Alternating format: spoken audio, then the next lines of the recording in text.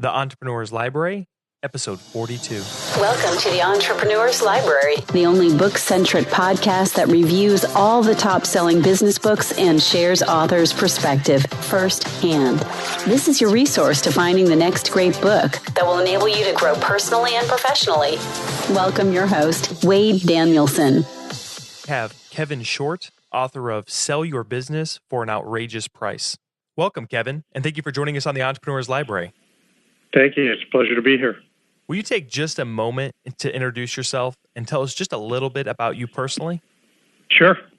Kevin Short. I'm the managing partner and CEO of a lower middle market investment banking firm. Happens to be ranked in the top 10 in the country based on the number of deals we close every year. And I've been doing investment banking with only specializing in mergers and acquisitions for 25 years. And married, father of 4 girls, and it keeps me busy all the time. Wow. Okay. Thank you for sharing that. Now let's jump right into your book, Sell Your Business for an Outrageous Price, which was just made available for purchase on August 3rd, 2014. Kevin, we're going to move fairly quickly, but we're going to look through all the questions that our reader/listeners looking to get answered before they purchase a book. And the first one is, what was the inspiration behind writing Sell Your Business for an Outrageous Price? So I've done hundreds of deals in my M&A career. And about 10 years ago, I began to see this phenomenon of you take a company to market, you expect to get a 5 multiple of earnings or EBITDA, and lo and behold, we hold these controlled auctions, of course, and somebody bids a 10 multiple. And so that began to happen, and so it intrigued me as to why would some buyer, smart buyers, looking at the same data, why would one company be able to rationalize paying twice the price that the average multiple is? So about 5 years ago, then I dug deep into it and started the research for the book and writing the book. It took us about 5 years to put it all together for it to make sense. I knew it when I saw it, but it was hard to articulate it.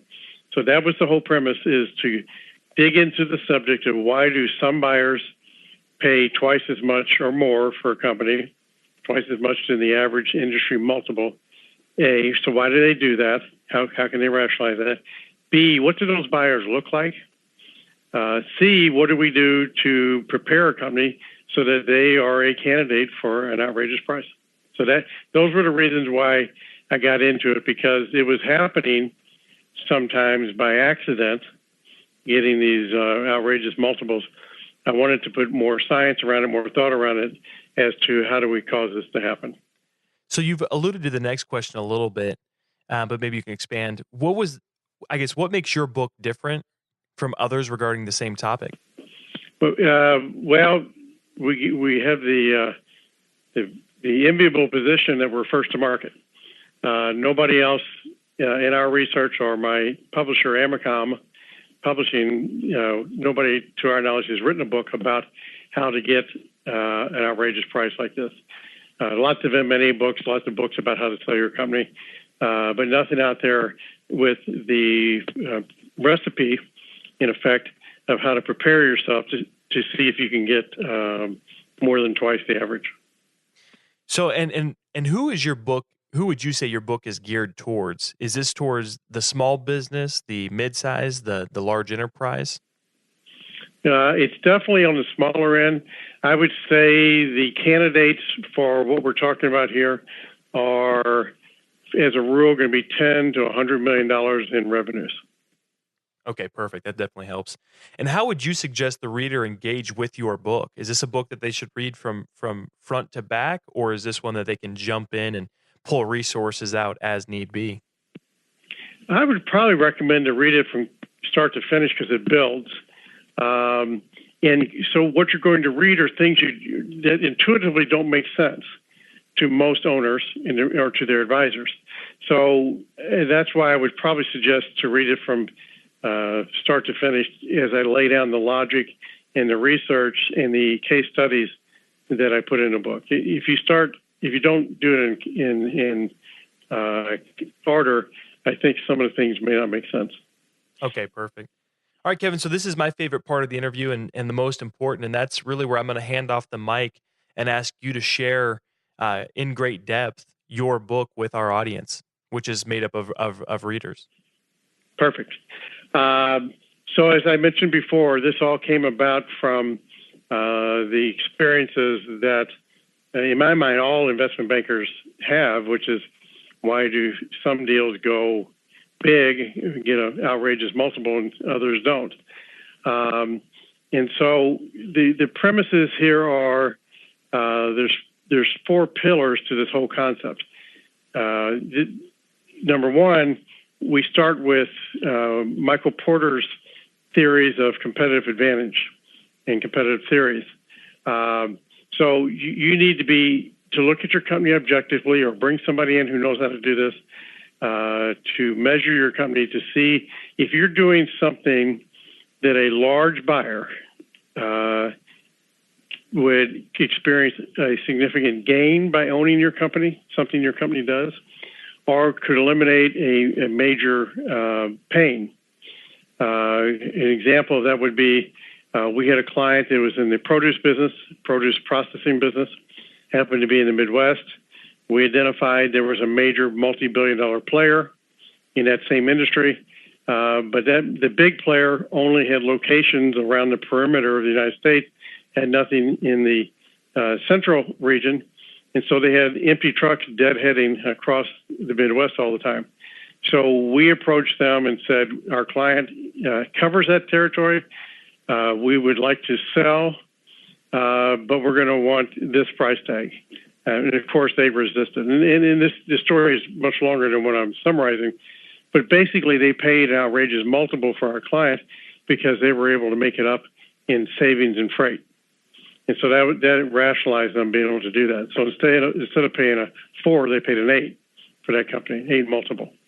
So number one, you've got to figure out, is there something you're doing in a competitive advantage way that would be attractive to a large buyer? Number two, you've got to have the large buyer.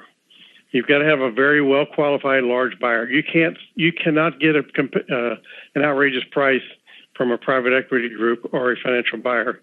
You can't get an outrageous price from a competitor who is similar sized to you.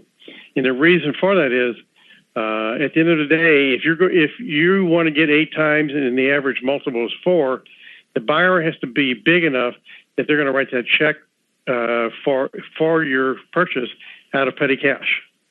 Because if they have to go to the bank and finance it, no bank is going to finance a deal that on its face is twice the average multiple. So you've got to have a big buyer. And big buyers at the end of the day, so instead of paying you $10 million, they pay you $20 million. At the end of the day, that's not a big deal to a multi-billion-dollar corporation. So the second part is you've got to make sure and do your homework and your research, and the book lays all that out as to how do you identify those buyers. As part of that second pillar, then you also have to develop a strategy to get their attention. You can't walk in the front door of IBM and say, I want to sell my company for twice what the industry multiple is. A, they won't even know who you are, and B, they tell you get lost because they're not going to overpay as you describe it. So one of the fundamentals of this whole process is, once we identify the best buyers, the buyers that can make more money with your business than you can, are going to have the gain or pain advantages. Once we identify that small group of buyers, how do we get on their radar screen so that they understand who you are and they begin to realize that there's advantages to owning you? And ideally, we'd like to not be for sale at that moment, and we'd like to entice that buyer to approach you to buy you. And so we can play the whole hard to get game, which also helps with the price multiple. So that number 2 is figuring out who the buyers are, doing your homework to understand what the pain or gain it could make for them, what advantages it has for them. Build that into a model. You've got to have a model that we can show the buyer how much money they can save or make with buying our client, because they have to have some rationalization to pay this price. Third, you've got to look inwardly. The third pillar is the seller. Do you have the stomach lining to play poker with millions of dollars? Because this is a high-stakes poker game. The buyer doesn't want to pay you twice the value. They will only do that if they feel like they have to. And so there's a lot of posturing, bluffing, positioning that goes on, logic underneath all this, and it moves fairly quickly. And you're dealing with professional buyers. These big companies have whole M&A departments that do nothing but go out and try to buy companies that would give the company an advantage and not pay very much for it. So you better have the stomach lining for it, because you will be put on the grill once in a while. Now, which leads to the fourth pillar, which is you've got to have the right team, the right professional team to carry this off. If you don't have the right investment banker and attorney, you're going to have a hard time pulling this off.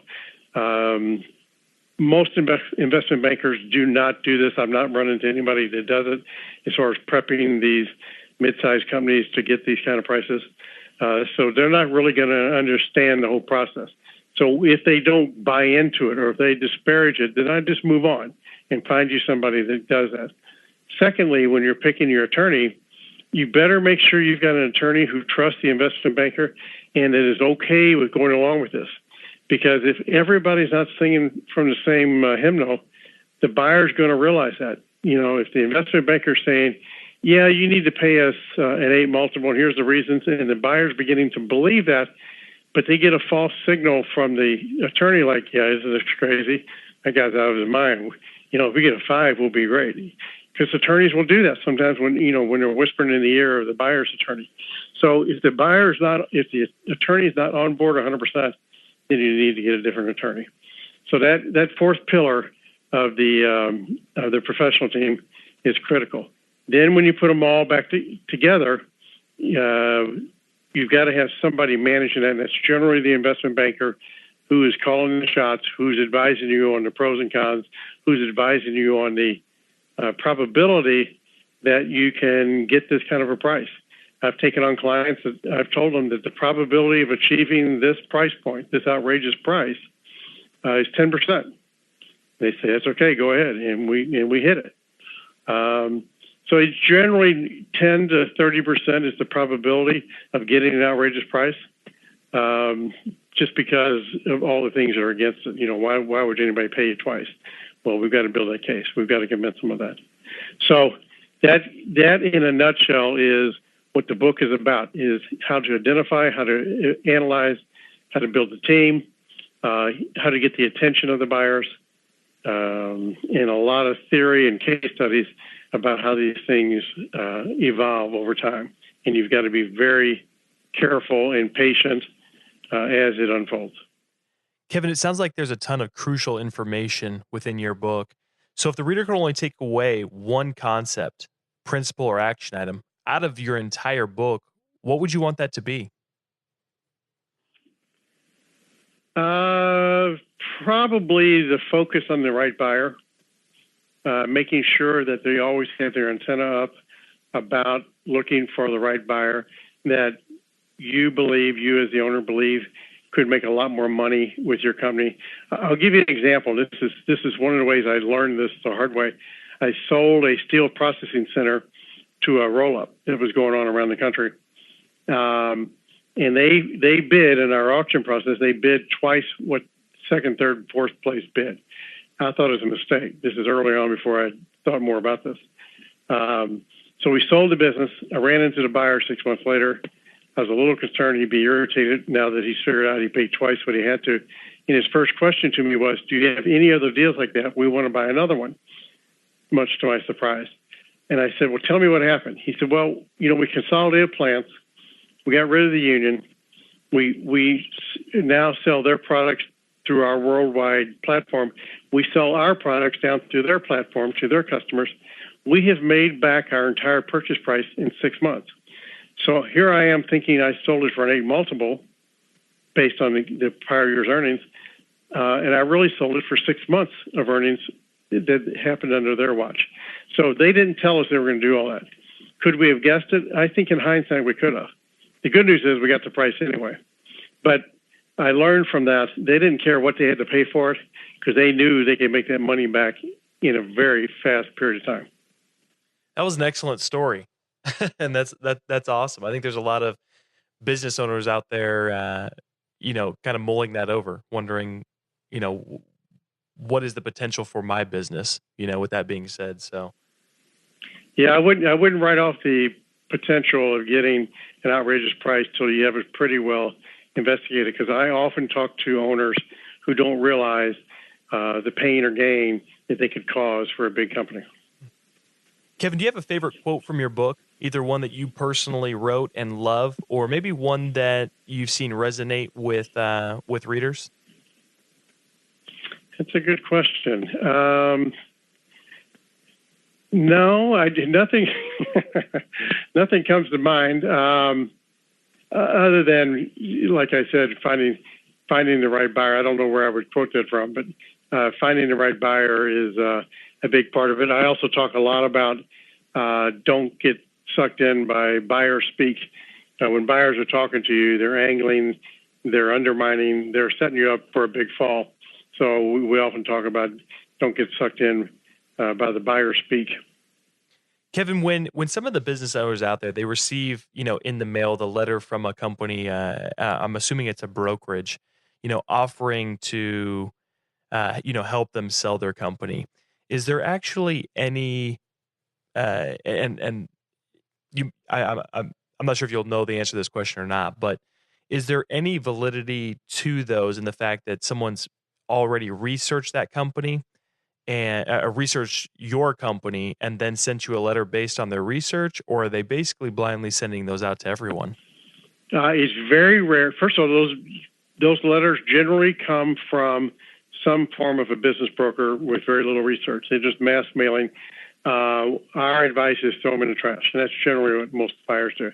If you get a letter on decent letterhead from either a buyer, an actual name of a company that you recognize, or from an investment banking firm that's legitimate and credible, that names who their client is. If they send you a letter that says, we have a buyer, but they don't name them, throw it in the trash. But if they name who the client is that's looking to buy them, and if they'll put something specific in the letter as to why they're targeting them, then those are legitimate. So be careful with those. As importantly, though, it doesn't matter who you're talking to. You may get a phone call from the president of $1 billion company that wants to talk to you. That's when the buyer speak begins. Don't let them visit. Don't show them financials. Don't even tell them if you're for sale. Play hard to get. Never talk without non-disclosure agreements. Never let them visit till you know what they're willing to pay as far as a range. Because they will tell you, well, I need to see the plant. I need to talk to your salespeople. I need to talk to your customers. That is so far out of bounds, I can't even stand it. They're professional buyers. They know that they're willing to pay a 5 multiple. And if a 5, you know your EBITDA, you don't need to tell them what it is. And if a 5 multiple isn't going to get done, then there's no point in visiting. Unless you can convince me that you can pay an 8 multiple under the right circumstances, there's no reason to talk. And I'm going to have you talk to my attorney or my accountant or my investment banker. But you, the seller, have to take control. They need you more than you need them. And you've got to communicate that message if you're ever going to get a premium price. Excellent. There's great value in what you just taught, and I appreciate you sharing that. And also, with that being said, it seems like that a lot of your book is gonna help out, and maybe paradigm shift is the wrong word, but really impact those that are looking to sell their book in the future. And that brings us to our last question, which is, what's a book, and it doesn't have to be on selling a business or business at all, but what's a book that you've read that has created a paradigm shift or impacted your life? Oh my, I read a lot. I would say early on, it was The E-Myth by Michael Gerber. Really gave me a different way to think about companies. Of course, Michael Porter in Competitive Advantage. There's another book called Negotiation by Subramanian. He's a Harvard professor. Negotiate Auction takes the concepts of negotiated sale and the auction and combines them. Now he talks about much larger deals, but a lot of that we wove into our book, and a lot of his principles apply to the smaller deals. So that would be another message to our clients. Even though you have a $20 million company, you should expect Wall Street quality investment banking M&A services. Don't think that because you're so small compared to the multi-billion-dollar behemoths that you can't get good advice. The truth is, what works for them works for you also. Kevin, before we depart, can you recommend the best way for our listeners to get more information on you and your book? A couple of ways. Think Outrageous, which is one word, .com. Twitter is Outrageous Biz, B-I-Z. Those are probably the best way. You'll get quite a bit of data in both places. And or you can call me at my office, 314-725-9939. Perfect. Kevin, thank you so much for coming on and dropping a lot of value to our audience and sharing your creation with us, your book. Very good. Very good. Thank you, Wade. Thank you. Thanks again for listening in today. If you would like to get your hands on Sell Your Business for an Outrageous Price or any of the other resources mentioned by Kevin, just look at the show notes at the elpodcast.com. And if there is a book you would love to hear reviewed by the author, please visit us on iTunes and leave us a review with the book title. Looking for your next book idea? Head over to the elpodcast.com, where Wade shares his amazing resource, the top 10 business books recommended by over 500 entrepreneurs, with you for free. That's the elpodcast.com. Till the next time, keep it on the EL.